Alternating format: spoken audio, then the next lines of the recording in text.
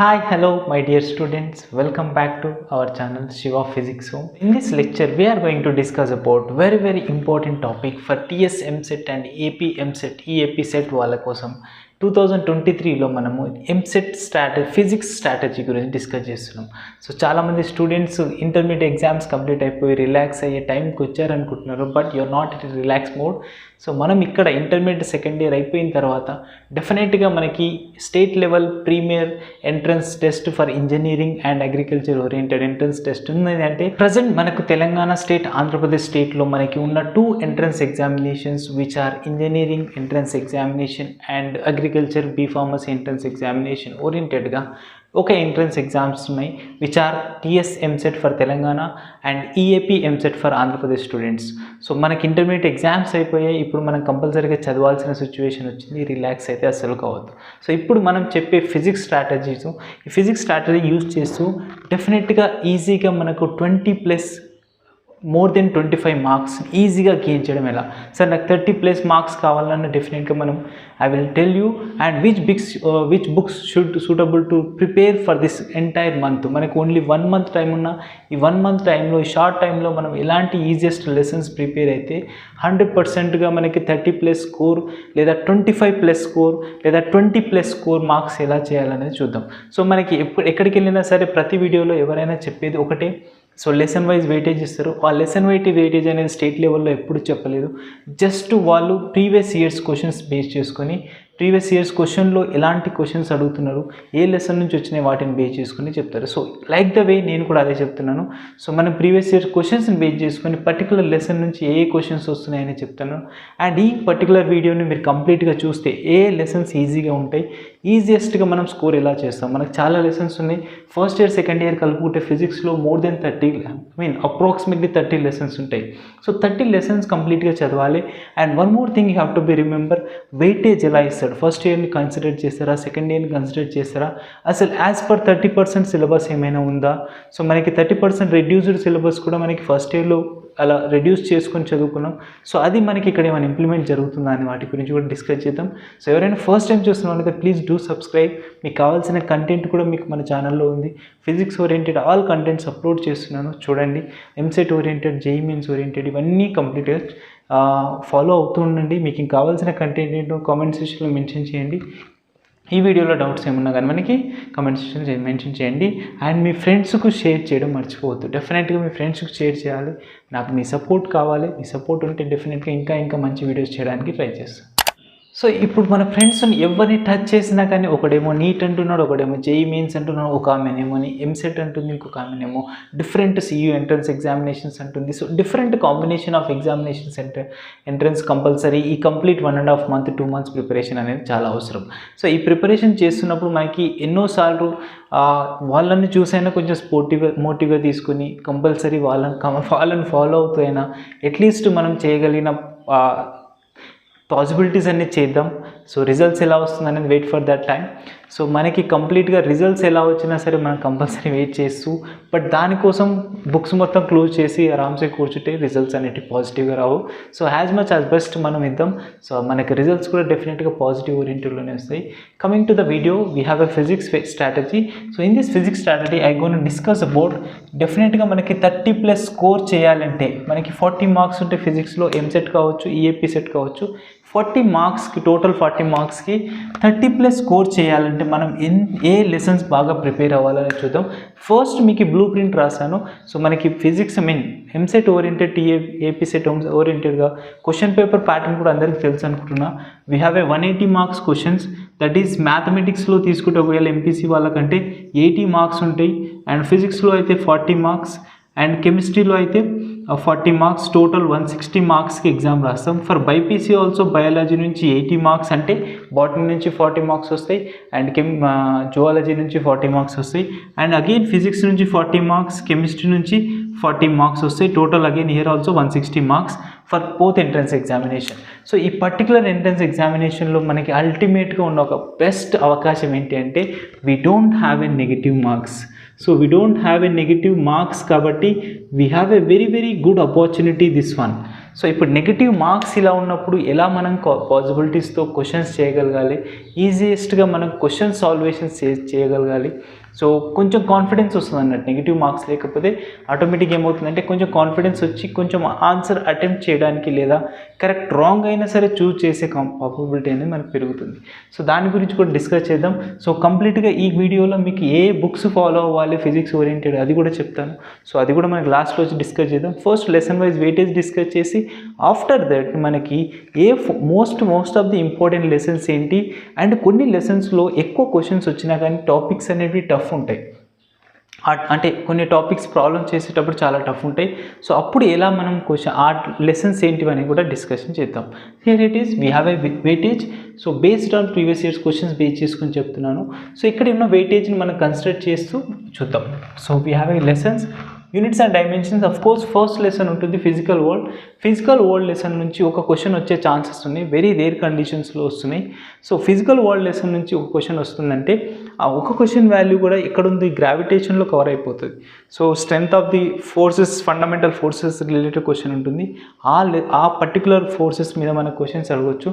లేదా discoveries of ఉన్నాయి కదా, సివి రామన్, ఎస్ చంద్రశేఖర్, వీళ్ళని ఐన్స్టీన్ వీళ్ళు ఏం చేశారనేది, what they were done for our science oriented. So అవన్నీ కొంచెం ఆబ్జెక్టివ్ థియరటికల్ ఓరియంటెడ్గా నేర్చుకోండి, పెద్ద ప్రాబ్లమ్స్ ఏమీ రావు.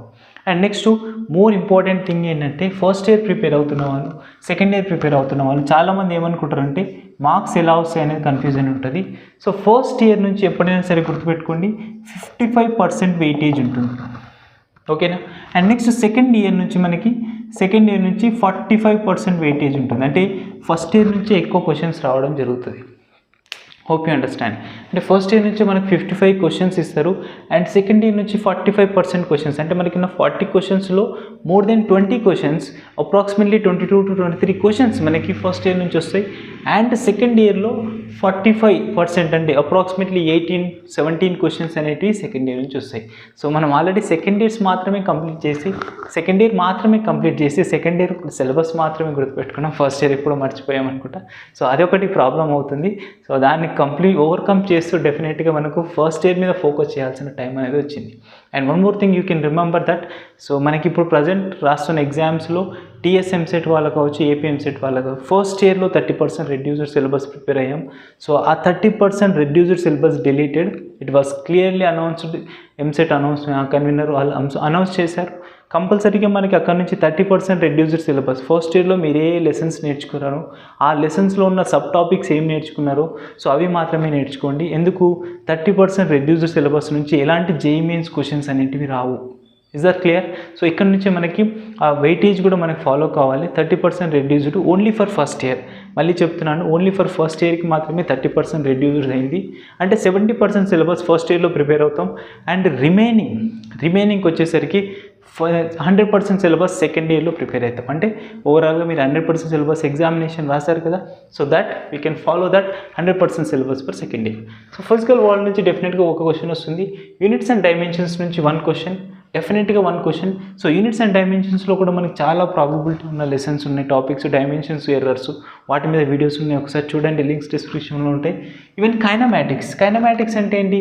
So kinematics is nothing but it is motion in the straight line and motion in the plane. This is very important, most important. చిన్న formulas base చేసుకుని ఉంటాయి.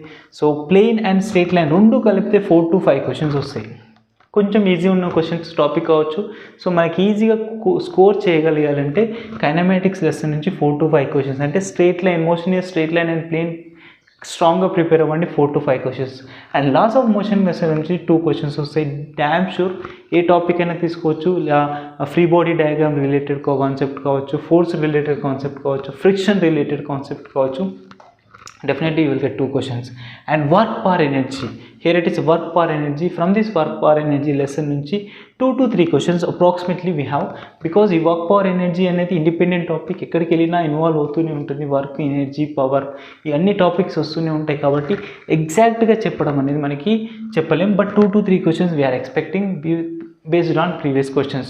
So మనకి ఈజియెస్ట్ లెసన్స్ నేను మీకు చూస్ చేశాను, ఆ లెసన్స్ ఫాలో అవ్వండి. ఈజీగా మనం స్కోర్ చేస్తాం. మోర్ దెన్ 30+ మార్క్స్ వస్తాయి, డెఫినెట్గా వస్తాయి. Just follow this weightage. So I'm sure that this is a very important one for units and dimensions, easiest one, and definitely you will get one question. And we have a kinematics కూడా చాలా easy ఉంటుంది. So డెఫినెట్గా చదవండి, దాని నుంచి question అనేది వస్తుంది. And laws of motion కూడా వెరీ ఈజీ ఫస్ట్ ఇయర్లో. సో ఇది కూడా ఒక్కసారి చూడండి, డెఫినెట్ క్వశ్చన్ చేస్తాం. అండ్ వర్క్ పవర్ ఎనర్జీలో గురించి కూడా క్వశ్చన్స్ అనేవి వస్తాయి, వెరీ ఈజీ టాపిక్, దాన్ని కూడా ఒక్కసారి గోత్రూ వెళ్ళండి. ప్రీవియస్ ఇయర్స్ క్వశ్చన్స్ సాల్వ్ చేయండి, డిపిపి సాల్వ్ చేయండి, చాలా ఈజీ అవుతుంది మనకు క్వశ్చన్స్ ఎలా డిస్కవరీ చేయాలి లేదా క్వశ్చన్స్ ఎలా ఫాస్ట్గా టైం సాల్వ్ చేయాలనేది. And next system of particle and rotational motion నుంచి 2 to 3 క్వశ్చన్స్ వస్తాయి.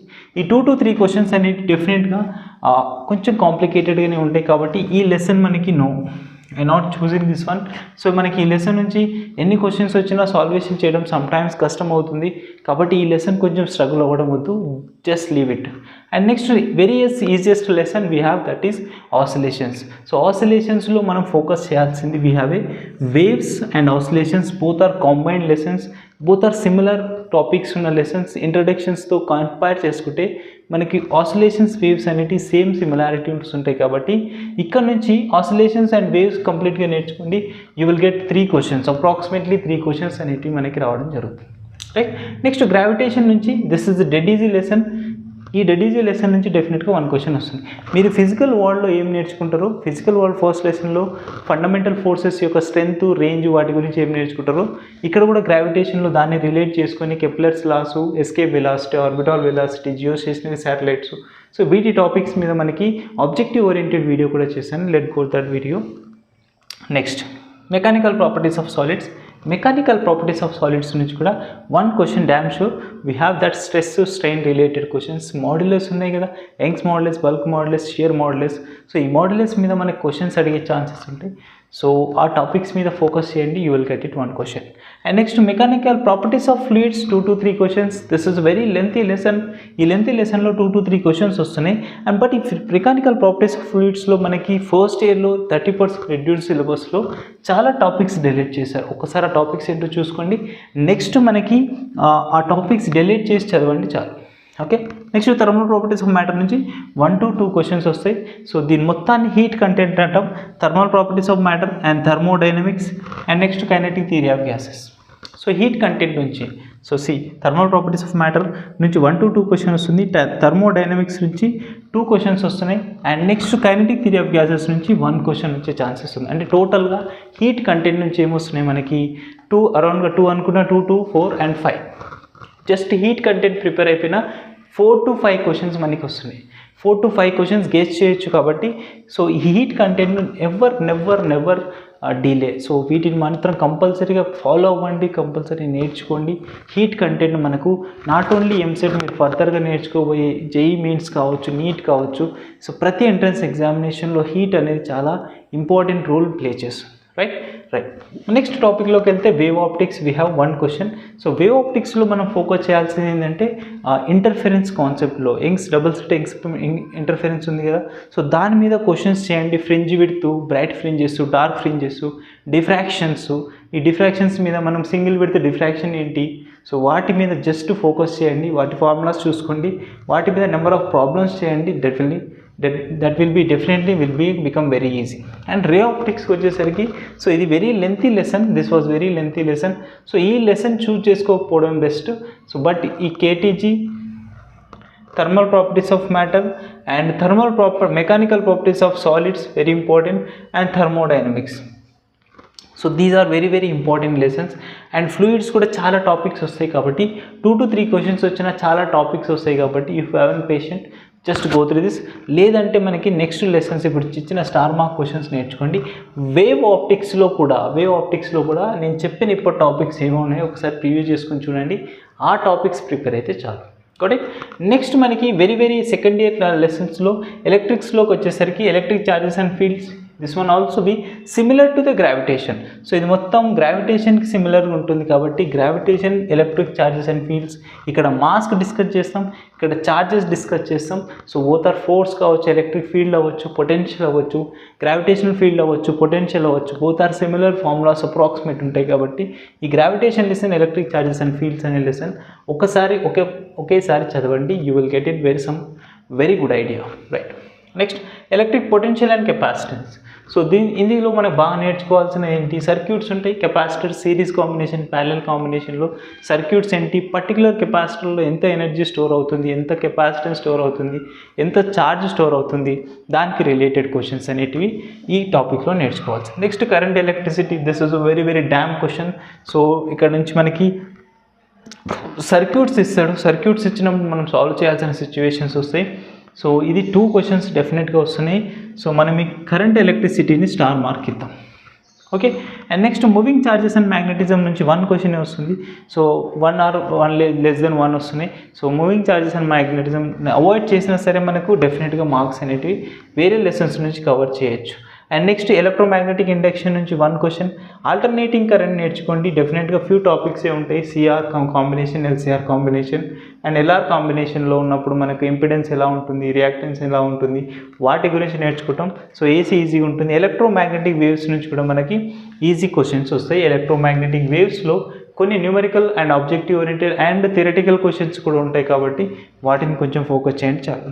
And next very very important lesson I would like to say that is dual nature of matter and atoms. Dual nature of matter and atoms are very very important lessons. So ఇవి ఎక్కడికి వెళ్ళినా modern physics అంటాం. ఈ modern ఫిజిక్స్లో most important టాపిక్స్లో one of the lesson ఏదంటే dual nature of matter. 1 to 2 questions వస్తున్నాయి.